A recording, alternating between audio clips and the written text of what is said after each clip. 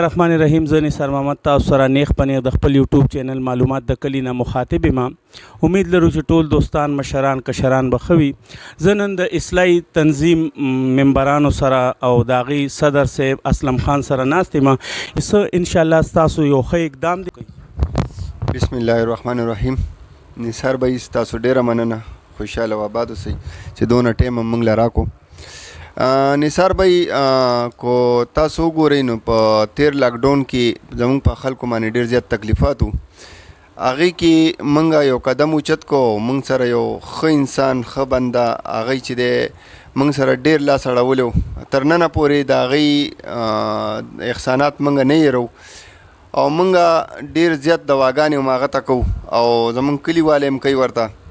دې کې مختلف ملګري وو او خاص کر یو ملګري پکې ډېر زیات موږ سره لاس اړولی و. الله پاک دې د هغه بچي نیک عمله کړي.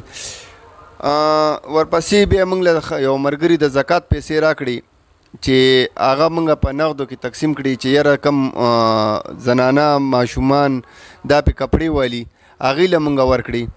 بیا ورپسې الله پاک چې غوښتله نو IRC او NGOs راله او هغې زموږ په احمد آباد واحد ګړی مسلم آباد توده کې چې دی ډېرې پیسې نغدې تقسیم کړي، 22,000 او 10,500 روپۍ چې دی کور یې ورکړو. بیا زموږ د زنانو ته یو تکلیف و چې هغه د شناختي کارډ و چې د چا به مو کتو ایکسپایر، د چا به مو کتو نو و. نو هغه چې دی موږ د نادرنه یو مطالبه وکړه د یو ملګري په وساطت باندې او هغه چې دی موږ 3 ورځې دلته زموږ په 2 ورځې زما په حجره کې ولاړو، یو ورځ چې دی خزانې له تللی و. نو 2 ورځو کې تقریبا زموږ حلقه چې دی مکمل کلیر شو او هغه شناختي کارډ یې د زنانو موږ کلیر کړي. بیا ورپسې کو تاسو د نالو دغه طرف ته نظر وکئ نو داسې نالې وي چې هغه الله په سر حاضر ناظر دی چې موږ د خپله جیبه کړي دي، د خپله جیب هم کړي دي. دا د تنظیم هلکان چاندي وکړي هغې په وجه باندې هغه موږ مرمت کړي دي او باقاعده شته دی ثبوت شته. نو او اوس چې دی انشاءالله UNHCR والا چې دی UNHCR والا موږ سره په رابطه کې دي، هغې راغلي ویزټ هم کړی دی. دې کې یو 2 NGOs لور دي چې هغې هم انشاءالله موږ سره دلته لاس اړوي. نو داسې دی نثار بھائی چې زموږ دلته د کلي دپاره د ډاکټرانو یو پروګرام راوړلی و چې هغې کې موږ مفت دویانې ورکړي.